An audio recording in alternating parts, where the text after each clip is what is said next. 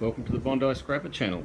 Found this light fitting in the trash in a dumpster the other week. A little bit unusual from your standard light fitting in that it's got what I think might be a sensor of some type up here for movement. And I think that's a little LED right there. And that button there says test on it. And according to this, coming down here, and it says OEM kit emergency light. So this is an emergency light so that when the power goes out, the light stays on. We've got about 4 of these downstairs in our car park that stay on for various lengths of time and do need to be replaced, but we've got some renovations coming up and we're going to do that then. Let's see what we can find in this.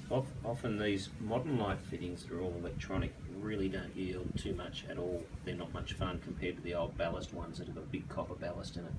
So let's have a look, see what we can find.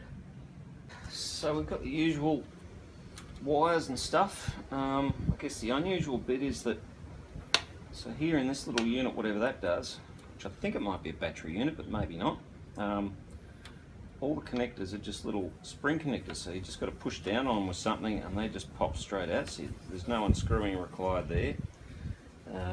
We can do the same up here with this very fine gauge wire. So if we put it there, you can probably see it. Push down, push down, push down, and that's it. That's 5 wires, so that'll be able to go into low grade insulated copper wire. That one can come off and we can just snip him, although I'm not going to do that until I see what's underneath it. Up here we've got the block. This is where the earth, the live and the neutral all come in from the light switch, I guess you'd call it. And the earth just goes straight onto the body because it's a metal body, so it has to be earthed. Something happening here, don't know how that works, so we'll just get rid of that with brute force and ignorance. Plastic waste there.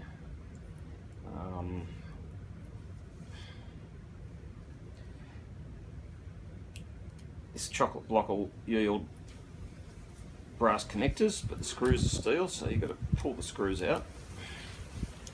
This wire here is an easy strip, and you will get bare bright copper for that because it's only single strand, so you get copper, a nice solid chunky bit of copper. But I think I've done a test on this stuff and it's not worth doing. Who knows? But look, it's easy to strip, so you know, no big drama if you do it anyway.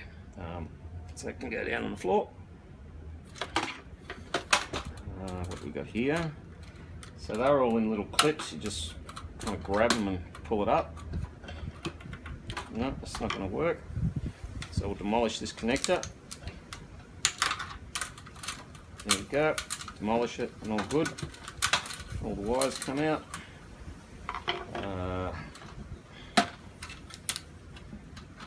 Grab the wires, just pull them out like so. So that's pretty good.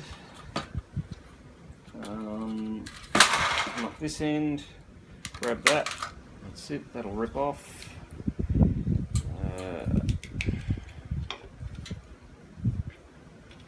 It's all just plastic connectors. There'll be little brass, bit of brass in there. So if we kind of do that, it's nice brittle plastic, give that a tug upwards like that. It might come out. There we go, more rubbishy plastic. This one here, maybe if we put our screwdriver in that, it'll fall to bits. Usually I hit these with the side cutters. No, that's not going to happen. Let's try this. Let's line the slot up, get our side cutters down the middle.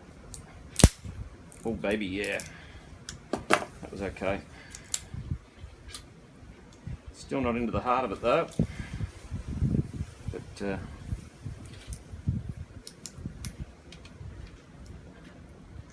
you can see a bit of brass just below my thumb tip.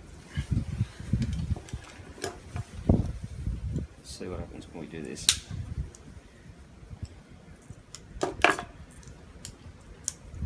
Yeah, that works. A bit of wire that comes out on the floor. In.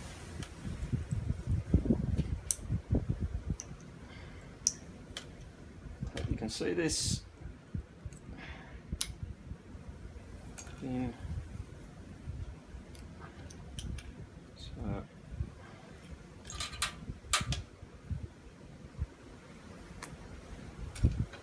A bit of wire.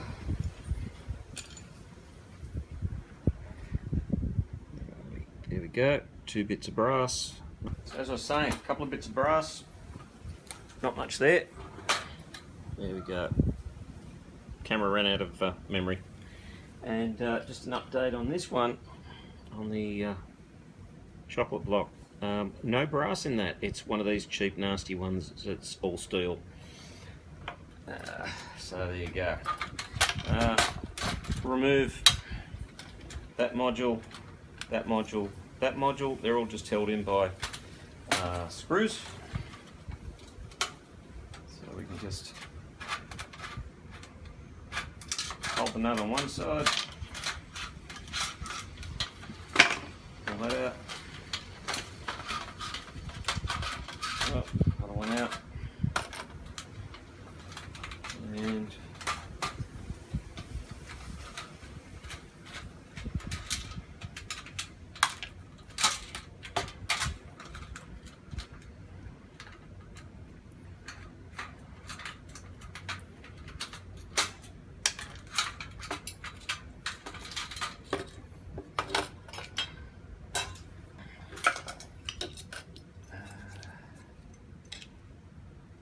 steel.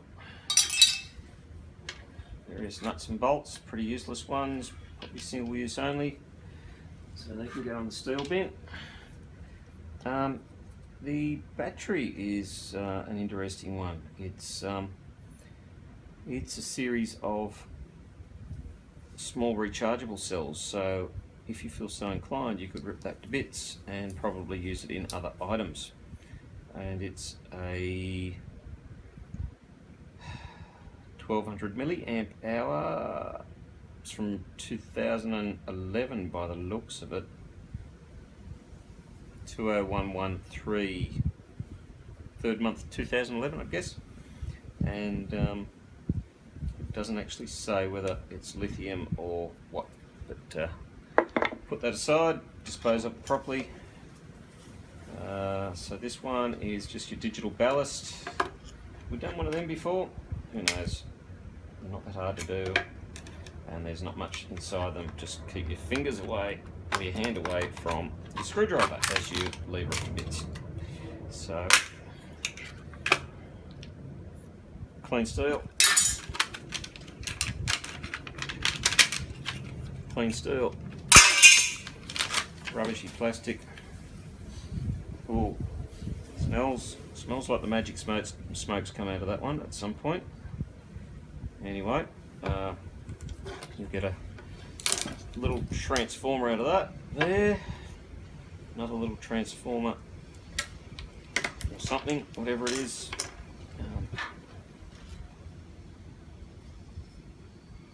Nice copper, a little bit of copper wire, easy to strip for the little bit that it gives you. And look, you can even be cheeky, take that one off and put that into transformers too. If you have the ability to sell your circuit boards, then you'd probably do none of that. You just put it in as is. So that's that one. This one here is a plastic housing. Oops. So this will be the brains for the emergency lighting part. Plastic, small transformer, and for me the rest goes into e-waste. just hand in at my local place. Oh, little, where are we? Little copper guy just there too. So grab him.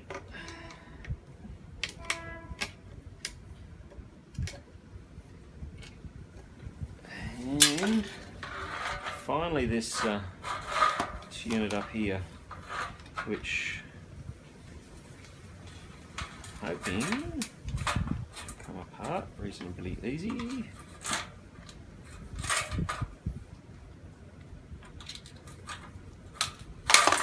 There we go. So now this bit is clean pressing steel too. And what have we got here?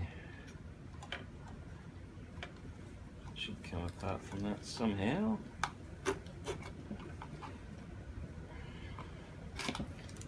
How that is the question. Let's bust this one out first.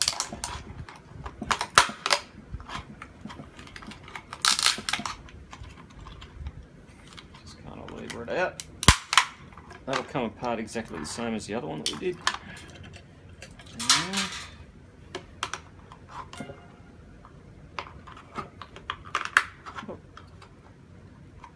Had movement for a moment there.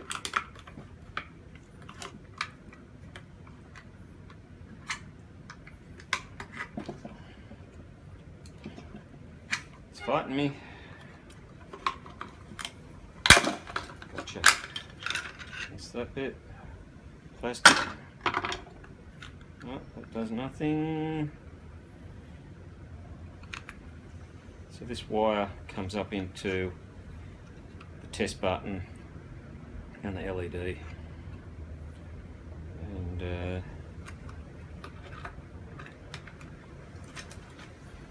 little clip there,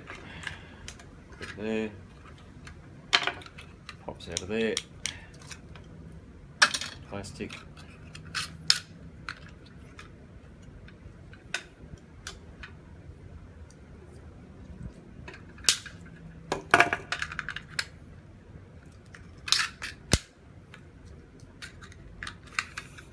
All the way.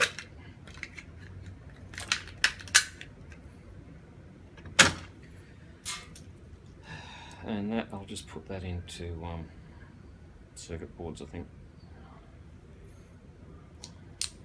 Oh, no, it's got an aluminium heatsink on it. Hey.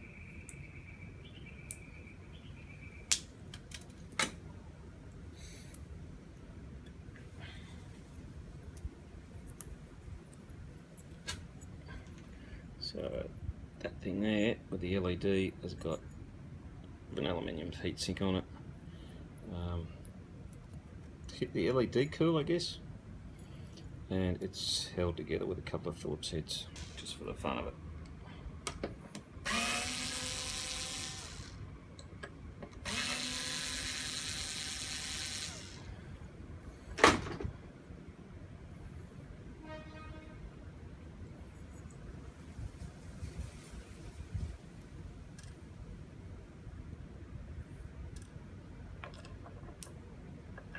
Screws, steel ones.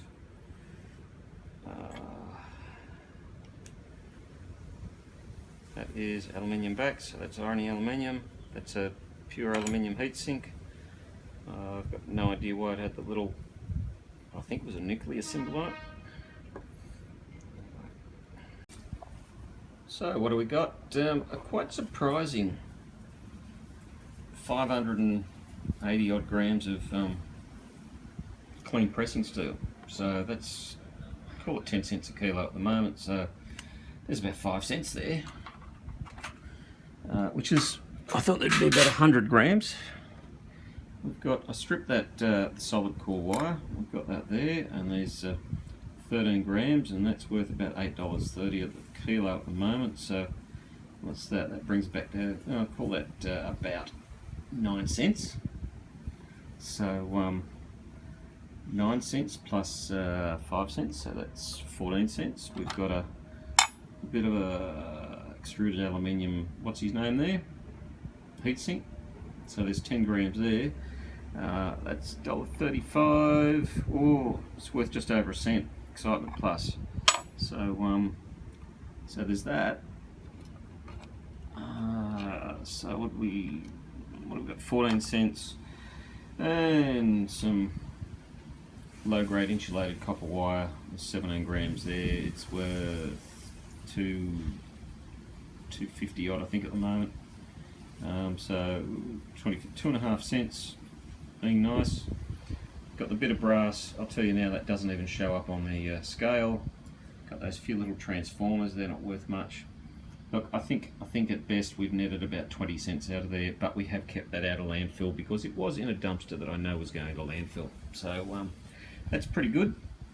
I hope you enjoyed the video for the pure disappointment of the whole thing. And yeah, I'll see you next time because I'm still minding the dog. Bye.